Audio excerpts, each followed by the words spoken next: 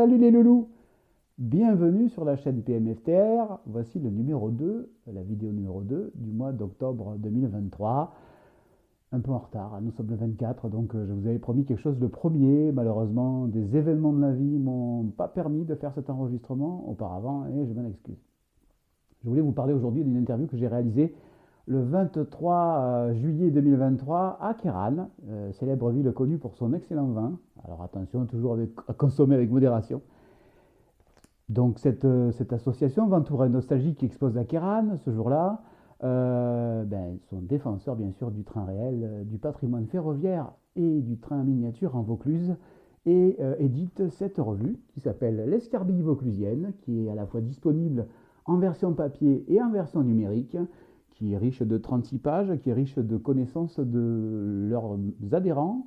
Je participe bien sûr à la rédaction et à la direction de la publication de ce magazine et je vous souhaite de pouvoir en profiter et pouvoir le lire. Je vous donnerai les détails dans cette vidéo pour pouvoir vous le procurer soit en version imprimée, soit en version numérique. Donc c'est un trimestriel, bien sûr, le prochain numéro paraîtra en décembre.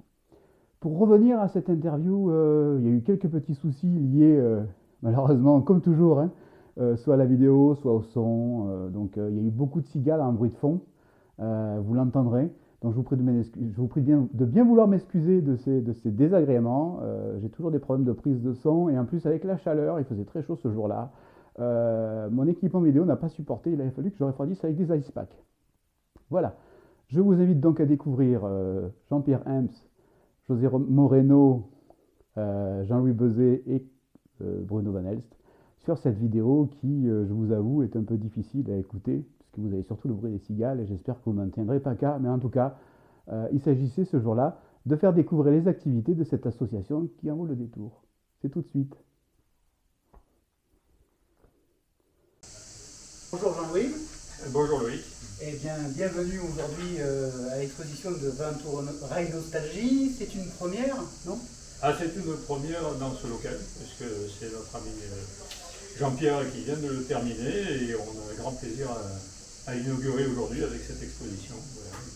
Alors si tu avais, pardon, je vais te... Non, si j'avais à te poser des questions sur, je pense que tu es la personne la plus à l'aise à me répondre sur l'historique de Ventoura Nostalgie, qui est une association qui n'est pas nouvelle et du coup qui dispose d'une expérience certaine. Alors, le plus à l'aise, peut-être pas, parce que je suis quand même pas à l'origine, même si je commence à être parmi les plus anciens. Mais non, je ne suis pas à l'origine, je me suis raccroché au train qui avait déjà commencé à rouler un petit peu avant, mais ça fait déjà pas mal d'années, effectivement. Voilà, donc c'était une association avec pas mal de gens très sympathiques déjà, et puis passionnés de chemin de fer, donc voilà pourquoi elle vit toujours. Et voilà. Pourquoi des Kéran et pour quelle raison? Alors aujourd'hui, on profite de l'opportunité de la 48e fête des vins, il me semble, qui se produit ce soir, c'est cette fin d'après-midi, et du coup, c'était l'occasion de venir sortir un petit peu tout notre matériel et partager notre passion avec les visiteurs qui passeront en proximité. Beaucoup de visiteurs en ce moment, hein? Pour le moment, c'est calme, mais on a l'impression qu'effectivement, ça commence à bouger parce que l'heure des festivités va commencer, donc voilà, il y a du monde qui passe. Très bien, merci beaucoup. Alors, il y a quand même quelque chose qui me chagrine, c'est que tu es un grand collectionneur comme moi et je pense que tu as beaucoup de choses à nous montrer, mais tu as quand même un élément dingue, c'est l'écriture. Tu as apparemment réalisé des recueils comme on avait pu voir dans le passé, puisqu'on s'était déjà parlé. Alors, oui, disons que la passion du chemin de fer, elle a commencé. La caméra, la passion du chemin de fer, elle a commencé il y a très longtemps quand j'étais tout gamin. Et puis après, je suis passé par une phase de modélisme classique, avec des petits trains à la maison. Et puis après, le problème c'est que ça prend de la place, c'est compliqué, etc. Et donc, je suis tombé par hasard en contact avec une association qui s'appelle les Études de Sorgues, qui réalise des ouvrages chaque année, des brochures sur l'histoire de Sorgues, et comme je suis sorguais d'origine. Et donc ces gens m'ont proposé d'écrire une petite brochure sur la gare de Sorgues. Voilà, et je l'ai fait. Cette brochure a été publiée par les Études Sorgues, donc. Et j'ai trouvé ça très très intéressant, cette recherche, ça m'a permis de découvrir beaucoup de choses. Et du coup, j'ai décidé d'élargir l'étude à l'ensemble des gares du Vaucluse. Voilà. Et c'est un gros travail parce qu'il y en avait 64, donc il y a de quoi s'occuper. Effectivement, il y a de quoi s'occuper. Alors, il y a quand même une chose que tu ne nous dis pas, c'est que tu es un spécialiste du petit train du but, du moins tu nous as fait une rétrospective. Et aujourd'hui, dans cette exposition, il y a quelque chose de particulier puisqu'il y a une projection. Est-ce que tu peux nous en dire plus? Oui, alors je suis pas spécialiste du train du but, mais donc j'ai repris avec toujours d'autres collègues de l'association les documents de M. Favier qui proposait régulièrement des conférences sur ce sujet qu'il connaissait bien, lui, puisqu'il a vécu dedans. Et donc maintenant, on est en train de reprendre tous ces documents et les présenter sous une forme un peu plus moderne de vidéorama qui est projeté par informatique. Hein. Et donc ça a été complété, parce que depuis d'autres documents sont arrivés, donc complété, monté, et depuis, bon, ça m'a permis effectivement d'approfondir mes connaissances sur cette magnifique petite ligne qui a disparu aujourd'hui, et donc il reste encore pas mal de choses. Donc ce document qui dure à peu près 90 minutes, on va le proposer cet après-midi. S'il y a des publics qui sont intéressés, c'est vraiment l'histoire de A jusqu'à Z de la genèse jusqu'à la disparition et même jusqu'à aujourd'hui, puisqu'il reste encore des choses qui sont des éléments qui sont encore visibles. Et du coup, les personnes qui ne seront pas présentes aujourd'hui, est-ce qu'elles ont des possibilités de rattrapage sur ce reportage? Alors oui, il y aura des possibilités de rattrapage parce qu'on va le projeter prochainement à Camaret pour les journées du patrimoine, le samedi 16 septembre. Ensuite, on aura une présentation à Vaison-la-Romaine au mois de novembre. Et puis après, cette conférence est disponible pour tous ceux qui le souhaitent. On peut organiser pour des communes, pour des clubs, pour des scolaires, enfin tous ceux qui pourraient être intéressés. Donc c'est quelque chose qu'on fait gracieusement et bien volontiers. Et ça permet de faire connaître l'histoire de ce petit train. Merci beaucoup, Jean-Louis. En tout cas, c'était très enrichissant. Avec grand plaisir. Et à suite au prochain. Aujourd'hui, donc, on est à l'exposition de Ventoura et Nostalgie qui expose un petit peu les activités de ses membres. Et il me semble que ton exposition, à toi particulièrement, est assez réussie. De quoi il s'agit? Il s'agit d'une reproduction de la gare d'Aubignan-Loriol et d'un château d'eau PLM type. Alors bon, moi mon univers c'est plutôt la maquette que vraiment le réseau ferroviaire. Et bon, en tant que passionné de chemin de fer, donc je fais du 35e un peu comme à mon habitude, et avec mes techniques à moi, voilà. Donc c'est une reproduction de la gare d'Aubignan. Enfin, c'est une gare type PLM. Après, au moment de la nommer, je l'ai nommée Aubignan-Loriol parce que je ne sais pas trop quel nom lui donner, mais le bâtiment est un peu légèrement différent, on dira quand même. Quoi, voilà. On peut imaginer qu'effectivement, elles avaient toutes la même facture, elles étaient toutes fabriquées de la même manière. Voilà, tout normal, elles sont toutes à peu près pareilles, sauf qu'Aubignan-Loriol, l'entrée se fait par le devant et la porte latérale est bouchée, en fait. Mais soi-disant, selon Jean-Pierre, c'est un wagon qui aurait percuté la façade du train dans les années 60. Je pense qu'on a une fameuse histoire qui nous sera racontée par Jean-Pierre quand il sera sorti de sous son réseau. Voilà, il est toujours là. Il est toujours là, d'ailleurs. Si je ne dis pas la bêtise. Alors, il y a quand même une particulière, outre être bien réalisée en place, il n'y a pas d'impression 3D. Non, celle-là a été faite 100% intégralement. Il n'y a pas grand-chose du commerce, mis à part les quelques figurines.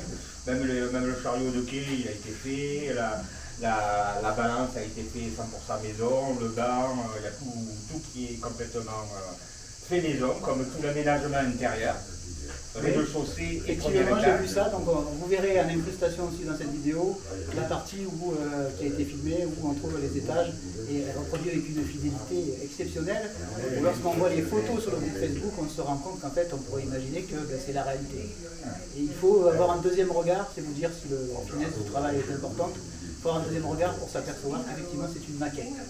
On devine aussi également les pigeons là, sur le château d'eau, je trouve ça magnifique. En plus, effectivement, tu as une anecdote à nous raconter sur la fabrication du château d'eau. On imagine que moi je pensais que c'était carrément de la ferraille, mais c'est quoi aussi? Non, en fait, c'est une boîte à café. Par-dessus, j'ai rajouté des plaques offset d'imprimerie que j'ai rivetées au marteau une par une. Pareil, le bâtiment en bas, le bâti a été monté brique par brique, comme un maçon, comme les voûtes en briques aussi. Tout a été monté en maçonnerie pure. D'accord. Voilà. Alors, je vous remercie beaucoup. Je pense qu'effectivement, ça fera l'objet d'un article qui sera réalisé dans le Scarbie Vauclusienne, que je rappelle, va paraître en septembre. Et donc, on sera tous à VRM impliqués dans cette histoire pour vous faire profiter un peu de notre passion du journalisme ferroviaire. Merci José. Merci. Bonjour Loïc. Bonjour Bruno. Alors, je crois que tu es nouvellement installé dans la région. Oui. Tu as déjà une expérience dans le domaine du ferroviaire. Oui. Et ben, je crois que tu vas nous raconter un peu l'histoire. ça. Et puis après, on va discuter un petit peu de ta nouvelle application dans la région. Donc déjà, d'où tu viens et quel est ton passé dans ta pratique ferroviaire? Alors, ma pratique ferroviaire, en fait, j'ai découvert, j'étais comme tous les enfants, hein, j'ai eu des TGV, des boucles, etc. Enfin, c'était pas très marrant du tout. J'ai découvert un peu plus le modélisme ferroviaire il y a à peu près 20 ou 27 ans. Mais c'est sympa, il y a des tracteurs, là, donc c'est génial. En plus des cigales, il y a des tracteurs. Oui, à Kéran, voilà, c'est comme dans les le lignes, j'avoue. il y a les tracteurs qui passent, c'est tout à fait rural. C'est ça, on avait fait la dans fanfare tout l'ambiance. à l'heure, c'est génial. Et donc je disais qu'effectivement j'ai découvert le modélisme ferroviaire, j'ai eu une passion qui est revenue, qui est vraiment arrivée il y a une vingtaine d'années, où j'ai commencé à faire une collection de matériel jouet, vraiment à chaud. J'ai que de l'analogique et pas du numérique. Et très vite, lors du premier confinement, j'ai décidé de créer une association en région parisienne que j'ai présidée à peu près 1 an et demi, qui aujourd'hui fait une exposition avec donc une compagnie qui fait du train réel, un leader en CFDE. Et de fil en aiguille, mes activités professionnelles m'ont obligé à descendre dans le sud de la France et d'autres raisons plus personnelles. Où j'ai préféré en fait un petit peu y passer des meilleures heures, profiter du beau temps et puis profiter de la possibilité aussi d'avoir de l'espace qu'on n'a pas forcément en région parisienne pour faire un réseau. Alors, quelle a été ta première prise de contact avec les Vauclusiens et quel a été le premier interlocuteur avec qui tu es rentré en contact et comment tu as découvert VRM? Alors, la première intervention que j'ai eu à faire, c'est que je m'occupais de l'édition du magazine de l'association que je présidais avant.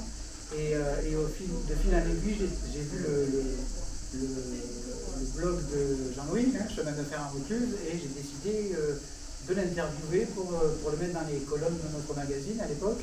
Et puis il m'a présenté VRM. Et à partir de là, on n'a jamais arrêté d'échanger. Et ensuite, il m'a présenté Jean-Pierre, qui est l'heureux propriétaire des locaux dans lesquels nous sommes reçus aujourd'hui. Et puis on a vraiment sympathisé. Et quand j'ai quitté mon ancienne association, on m'a proposé de venir me faire plaisir aussi dans le modélisme et plus si affinité au sein de VRM. Alors, bienvenue donc dans cette nouvelle association.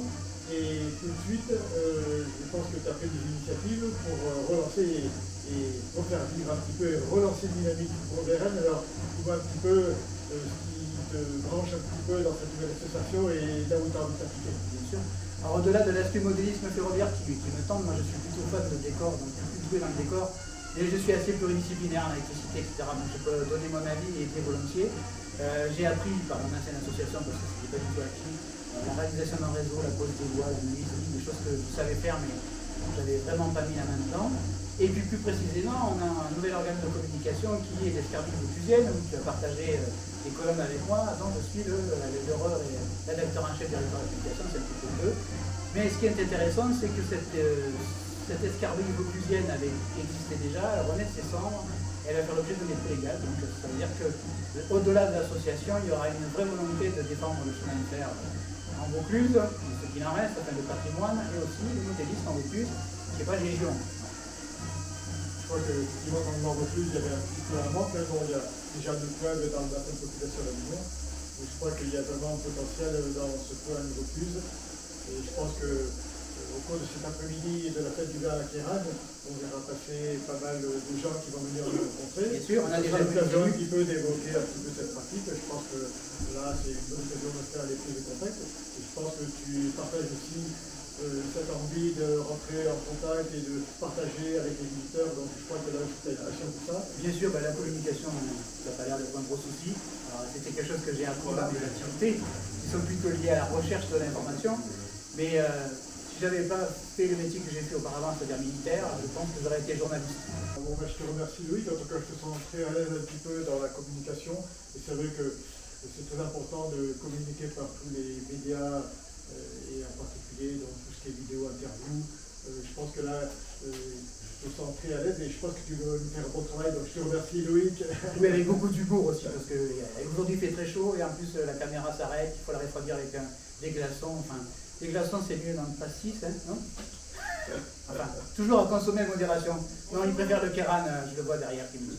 Merci beaucoup. Voilà, en tout cas, belle ambiance à VRN, en tout cas on fait ça amicalement. C'est ça qui est bien. Allez, Ça fait plaisir. Merci beaucoup Bruno. Connecté, c'est balance, ça. Ça continue à filmer. Alors, hop. On est où ça revient, tu vois. Ça qui est bien, c'est que de temps en temps, ça s'en va et ça revient. Des clones. C'est ça. Je peux faire ça aussi. Du coup, je suis perturbé. On commence. Alors aujourd'hui, on est à Kéran. Exact, là, c'est début. Ouais. On avait monté le réseau, puis on arrivait, il n'y avait plus rien qui marchait. Des courts-circuits de partout. Il y en a un qui a sorti le locomotive. Et ouais, comment ça, il a joué Là, au moins, tranquille. ça marchait.